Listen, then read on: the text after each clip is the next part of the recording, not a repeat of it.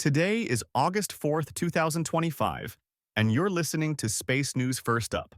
Discover your next mission in the space industry with the Space News Job Exchange. Visit jobs.spacenews.com to find top aerospace roles and connect with leading employers. And for employers, use discount code JOBEX for 15% off your next purchase.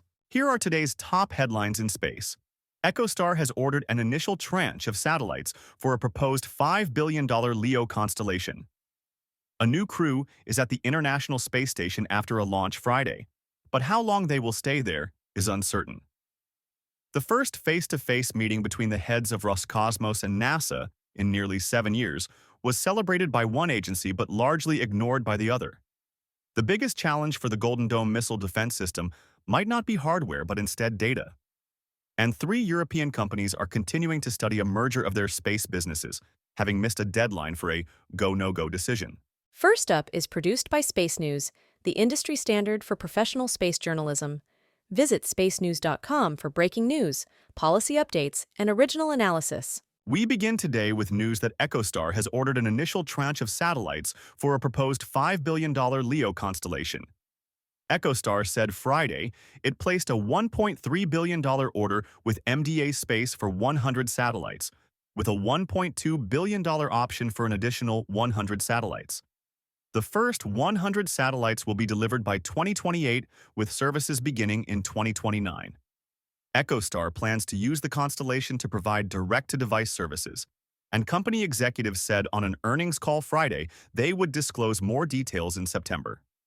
The company, which operates GEO satellites, is facing scrutiny from the FCC over both its build-out of a 5G terrestrial network and use of S-band spectrum for that proposed satellite constellation. EchoStar warned it may seek relief under Chapter 11 bankruptcy protection to safeguard its spectrum licenses. A new crew is at the International Space Station after a launch Friday, but how long they will stay there is uncertain. A Falcon 9 lifted off Friday at 11:43 a.m. Eastern from the Kennedy Space Center, putting a Crew Dragon spacecraft into orbit on the Crew 11 mission. That spacecraft docked with the ISS early Saturday.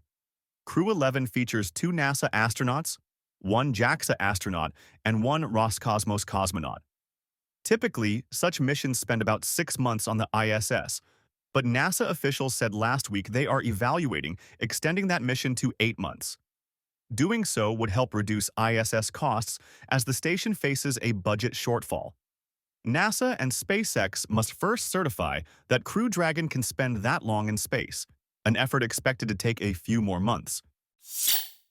The first face-to-face meeting between the heads of Roscosmos and NASA in nearly 7 years was celebrated by one agency but largely ignored by the other.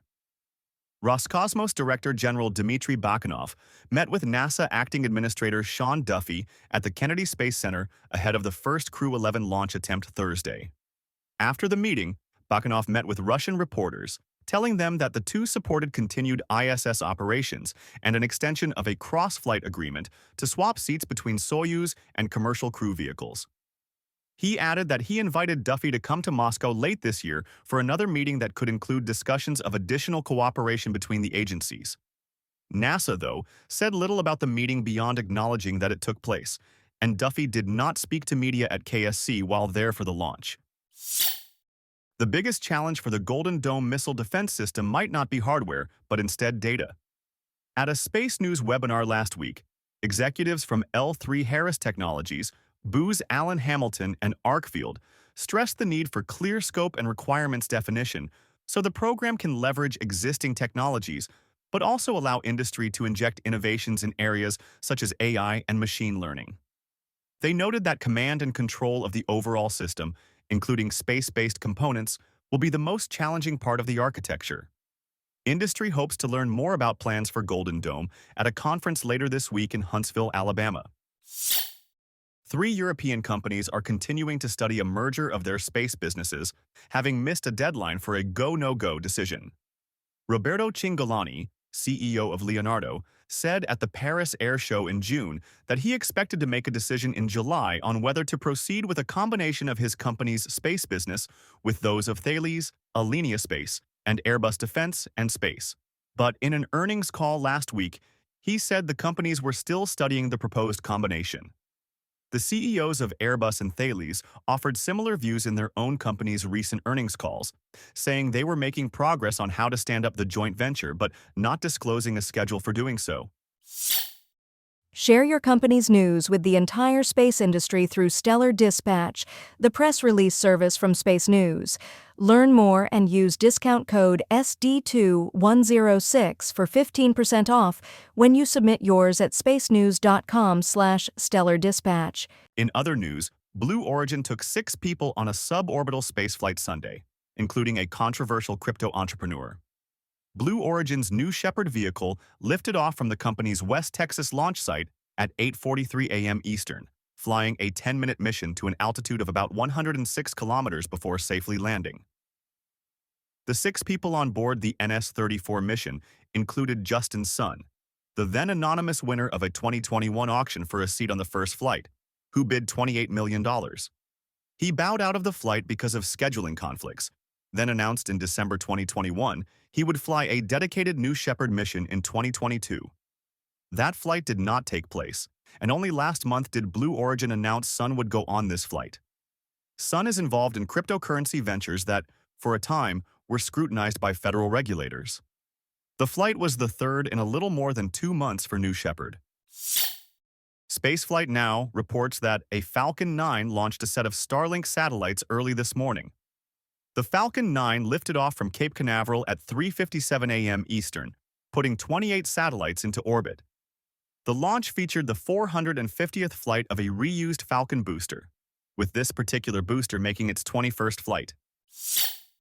Politico reports that an appropriations bill for NASA and NOAA was not included in spending packages passed by the Senate Friday. Senators passed one bill covering the Departments of Veterans Affairs and Agriculture, and a separate bill for funding Congress. Senators had planned to include the Commerce, Justice, and Science (CJS) bill, which included NASA and NOAA in that package, but dropped the CJS bill because of opposition from Senator Chris Van Hollen, Democrat, Maryland, about funding for the new FBI headquarters. The plan for that building to be built in Maryland, but the Trump administration now plans to relocate.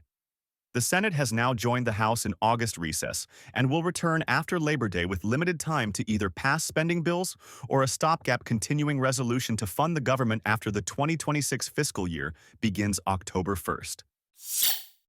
Reuters reports that SpaceX's plans to perform booster landings in Bahamian waters created a political controversy. SpaceX, in its negotiations with the Bahamas for permission to conduct booster landings on drone ships in the island nation's waters, reportedly offered to donate Starlink terminals for the nation's Navy. That agreement was reached with the country's deputy prime minister without consulting other government ministers, creating tensions among those ministers.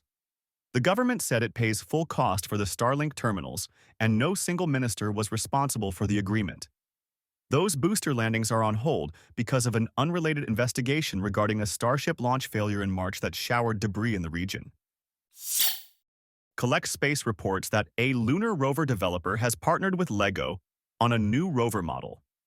The Lunar Outpost Moon Rover space vehicle set was released by LEGO last week in cooperation with Lunar Outpost, a company that develops small lunar rovers and has a NASA award to design a larger rover for use by Artemis astronauts. While LEGO has worked with NASA on past sets, this is the first time it has collaborated with a commercial space venture on a model.